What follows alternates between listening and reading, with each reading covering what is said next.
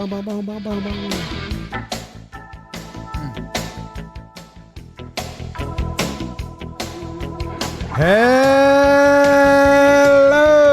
and welcome to another team profile and projection here on Talkin Baseball, where we're doing an episode a day, every day until opening day. We're doing your 2024 Pittsburgh Pirates. You guys ranked them as the 24th best team in Major League Baseball.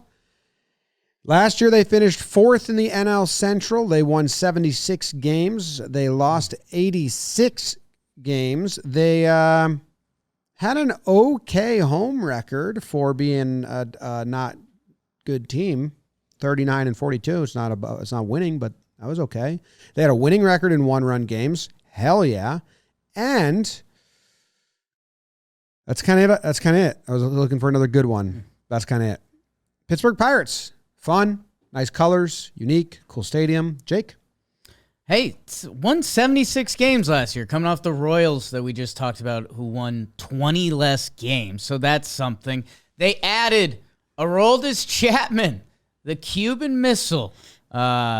We'll talk about him. Martin Perez, World Series champion. Rowdy Tellez, a Talkin Baseball champion. Also, they got Marco Gonzalez in that Braves money laundering type deal where they were just kind of funneling guys through their team. A couple other MLB names you like floating around. We'll see if Billy McKinney or Jake Lamb gets a call this year. Wiley Peralta, non-roster invite. They lost. Osvaldo Bido. Oh, no. Sorry. Two Capito Marcanos out of town. What? Same with Miguel Andujar. Roll those R's, Trev. Vince Velasquez is a free agent. Thomas Hatch. Till my lawn. Pirates brought some guys in and lost some. Trev, you like the lineup, right? I do. Stop. That was not intentional right there. They were missing a big part of their lineup last year. He got hurt really early on. We got O'Neal Cruz. He's going to be there. He's healthy for the season. I want to see what he can do over 162. He'll be near the top of the lineup. Brian Reynolds.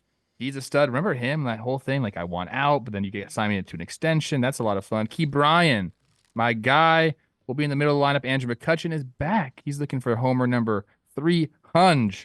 Jack Swinski can hit some homers. Henry Davis can hit some homers. Rowdy Tellez will be there. We'll talk about the second base position. I think it's going to go to Liover Peguero. Josh Palacios will also be out there in the outfield. Their bench, I like it actually. G1 Bay, Jason DeLay, Connor Joe, and Edward Olivares.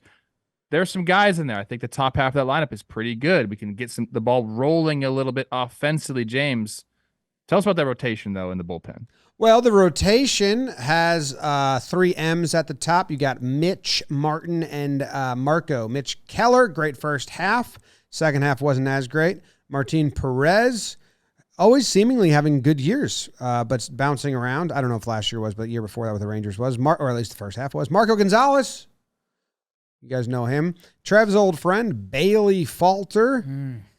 He got traded halfway through last season. And Luis Ortiz. The bullpen has, perennial trade candidates. David Bednar, Aroldis Chapman, and then Ronzi Contreras, old Yankee friend. Carmen Mlodzinski. Is that M-L-O-D? Mlodzinski? Yeah. That's cool. Ryan Borucki. And that's it. I mean, I'm Holderman. Colin Holderman. We have it's Carmen McGinsky. Mlodzinski. I said it already. Had it. Yep. Well, okay. It's McGinsky. Depends where you live. I mean, what do you call Germany and what do they call it? You know? What do we think about the Pirates, guys? Not much. Rotation's kind of crazy, and lineup's kind of crazy. Jake? Yeah, I'll jump in because last year I was my Pirates can be kind of fun is what I said. And they were kind of fun for a little bit. They got off to a hot April, and then everything else was not as fun. And as we go through these teams, we're looking for what stands out. The first guy that stands out, even when we went to Pirates spring training a couple years ago, is O'Neal Cruz. That is just a different human, and they lost him 9 games into the season last year. So, even when I was dreaming up of the fun Pirates, and they still went on to play some good ball without him for a little bit. O'Neal Cruz, let's see him for like 155, and let's see where the numbers land with the homers, the steals. The guy is a human highlight reel. And Trev, I know you're a Steamer projections guy. They're projecting a casual 2020 from him. Let's just keep him healthy out there. I remember the slide, and it was like, hey, like take care of your body, man. It's a long year, and we want to see what you got. And I guess pivoting out of that just a little bit as we click through some of these expected lesser teams from the season, I will say with O'Neal Cruz, Ke'Bryan Hayes, Brian Reynolds, Jack Sawinski, who is Pittsburgh in the name. Like, you're looking at important guys at important positions who could be around the next few years that I don't know if I could say that about some of the previous teams. So I like that for Pittsburgh, although I'm not as gung-ho for them with this season because a couple of the pitching horrifies me. I'll say that. Agreed. I'm there with you on the pitching. I can dream upon a lineup where the top half is decent for them. A lot of those spots are kind of taken up. Like they have a roster full of guys. I'm not a big spring training position player battle guy because I do believe front offices already know who they want in there. But in this instance, I'll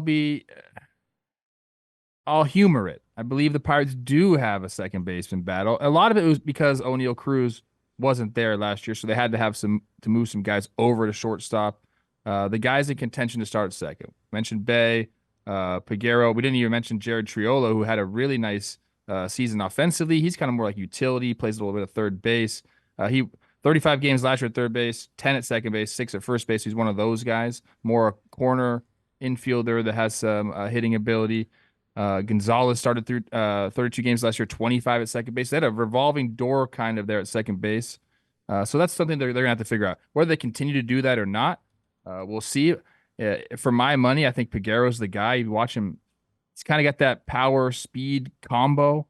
Can play a little bit of defense too. He's got a real nice compact swing that I think plays, hits the ball really hard. So that's something they're going to have to figure out. Is Triolo going to start in the minor leagues? Is he going to be a bench guy for them that can move all over the place? And if he is, what do you do with, a Bay or a Joe or something like that? So like they have some options there that it's going to be on the bench, that are going to be at the top levels of their minor leagues. But for all my, thoughts and I don't know what I'm trying to say here, I think Peguero is going to be the guy at second base this year. Okay.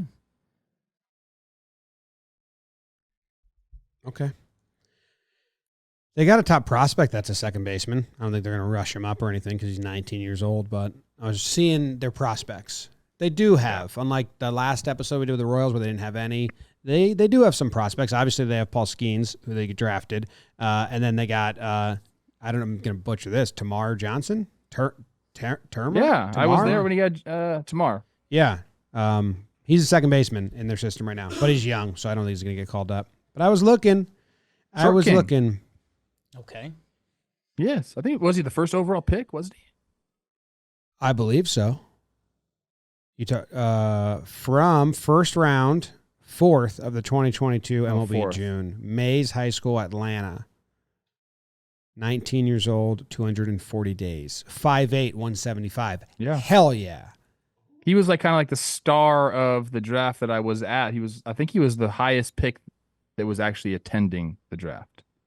With pop, too. 18 homers in his first year at rookie ball. Did he really? Yeah. Good for him. I might need you guys to talk me down. From what?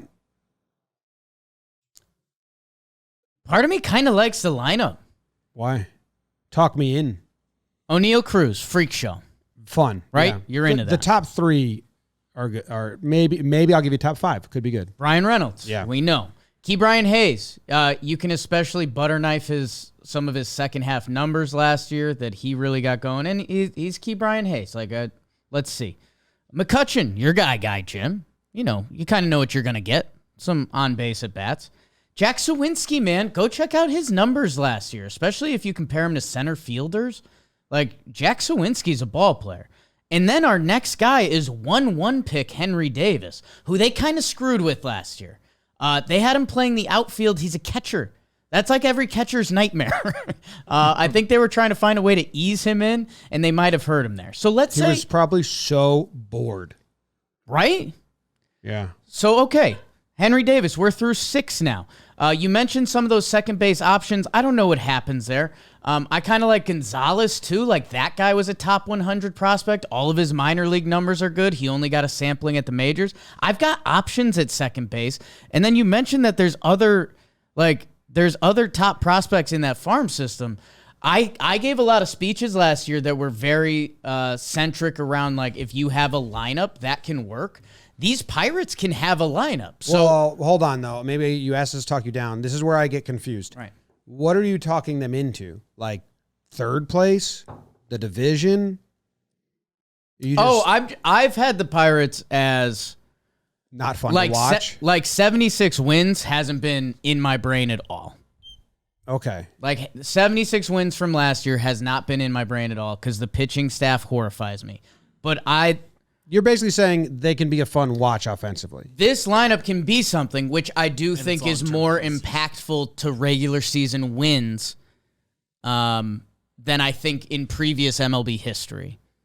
I think if you have a lineup top to bottom that can go, that is more productive in a regular season than in previous MLB times. So that's where I'm getting a little... I was fully out on the Pirates. You could have told me any number on the under, and I would have been under. This pitching staff horrifies me. This lineup has a chance to be a lot of fun day in, day out. First 29 games last year, what do you think the record was? They were good. 20-9. It was awesome. 20-9. Really? Yeah. I thought you looked it up. No. Genius. No, it's good. Good job, James. Hey. Awesome. Yeah. 20-9. They were hot. They won the game in March, the one game they played, and then they were 19-9 in April. After that, don't look. If you're a Pirates fan, they kind of rallied. We talked about that. They rallied around the O'Neill Cruz thing. Who's going to step up? Who's going to be the guy? Then it just became too much because the baseball season is like that. It is relentless. I want to go back to Henry Davis and kind of playing outfield, what that means. It's very difficult. So he didn't have a great offensive year. Didn't have a great year whatsoever. I think he was a negative WAR guy. The minor league numbers suggest that he's going to hit at the big league level. A 947 OPS. That's just through 3 seasons, 122 games. But that's going to translate. He's not going to be a 653 OPS guy. He's not going to be that. So if he gets more comfortable back to where he belongs, I believe Andy Rodriguez is hurt right now. He had some surgery. If he gets a run and he's able to just establish himself, that makes the lineup so much better. And then, you can start to say, okay, maybe not, 80 games, but you can see this Pirates team kind of trending in the right direction. I guess that's the way I want to put it for them. I'd like Brian Hayes to take off. Yeah. He kind of did. He's had a few times where he's tried to. Yeah. First 10 games of the year last year basically went over. April 11th on 800 OPS. Yeah, but he hits the ball he should have a 900 OPS if you look at his advanced metrics. He hits the shit out of the ball. I think they're gearing for this to be that year. That'd be nice. He's 27. Thought he was younger than that, but he's already played 3 full years. Okay. Have any of you guys talked to the Pirates front office? Are they gonna fast track Skeens? Or Trev, I know you're a Quinn Priester guy. Are we gonna look at the rotation April 28th and see those guys and be like, oh, this could be exciting? Or are those guys gonna be on the back There's burner? no way. No chance they bring Skeens up. No. I don't know why you'd rush him into unless they have. How many innings did he pitch last year? I'm guessing 50. Like, there's just no way. Okay. For Pirates fans, that'd be awesome to see, but I just don't think that makes any sense for them and their organization. That these teams don't want to start the clock. We've had some more of it because they tried to push it in. You were saying they have like 4 or 5 top prospects, so I'm guessing they'd rather have him be around all those windows than not. I guess what I'm doing a little bit is we're looking at all these teams and we're trying to be as objective as possible, and you guys know your team better than us. When you're in an MLB front office and you're putting together a team, and who knows what kind of rebuild plan this front office originally had, like, are they looking at the lineup with kind of the excitement I just had, like Henry Davis is going to go this year, and our one of these second basemen is going to click, and we got 8 guys in our lineups that we like, that, if we support them with a little bit of pitching, this could start it off. Like, are they thinking that? Because if I was in the Pirates front office, and I've been convincing myself for a couple years that this core is going to be the core that brings Pittsburgh back, I could see that. But I don't know. I'm asking. I think there's a lot of times where I think they're just trying. I think very rarely do you get the best 26 players in your organization at the big league roster. I think if they thought this roster was good, they wouldn't have gotten Martin Perez and Marco Gonzalez and Bailey Falter in the rotation. I think they would have gotten better support for the offense if they thought the offense was awesome. Well, that's why I don't think they're sitting around thinking this offense is awesome. But I do think Paul Skeens deserves to be in the rotation. Probably, he's probably one of the best starters they have in the organization. But that doesn't mean he's going to be on the roster, which is weird to think about if you're just like an outsider talking about baseball. Like, why wouldn't you put the best 26 people? Well, it's the clock and all those things and the windows and all that stuff that they believe in. I mean, September for Paul, I think. Okay. Something like that. What is the over-under? There's one segment here that we had on our notes, and I did the math. When will DH Andrew McCutchen hit his 300th home run? He's on 299 right now. So in the last 6 years, he's hit his first home run of the season: 8th game, 20th game, 8th game, 17th game, 1st game, 7th game. So that's the first thing I looked at. Next thing I looked at was some pitchers and teams he crushes. He crushes Trevor Rogers. They open up 4 games against the Marlins. If the Marlins have an injury and Trevor Rogers finds himself into that 4th starter, Kutch is getting his 300th in game 4 of the season. Trevor Rogers doesn't appear in the Marlins. Good news. He's going to save it opening day versus Baltimore. That's around the 7th, 8th game of the season, which is his average. Oh, at home. At home. Beautiful. Yeah, it's going to be a great little reception for him. Be nice. Yeah. Then he says, I'm out. No. See ya. He's a Hall of Famer. Yeah, I don't know. Don't ask me. DraftKings is in the Hall of Fame of sportsbooks, America's #1 rated sportsbook app. And with NBA season going right now, they are giving a bonus bet back up to $1,000 in the amount of your original bet if it doesn't hit. Minimum deposit is $5. Sign up using promo code Talkin. And they've got their daily fantasy stuff at DraftKings too that kind of got them going at first. But right now you need to download the DraftKings Sportsbook app. New customers use promo code Talkin and get a no-sweat bet. That's promo code Talkin only at the DraftKings Sportsbook. The crown is yours. What's the over-under? 72.5. I don't see that one happening. I think they're going to trade their relievers, and that might be their best unit right now. Well, the top end of it. Yeah. Bednar, Chapman, Holderman. They can give you a couple months there, huh? Yeah. Yeah, I'm going to go under on this one.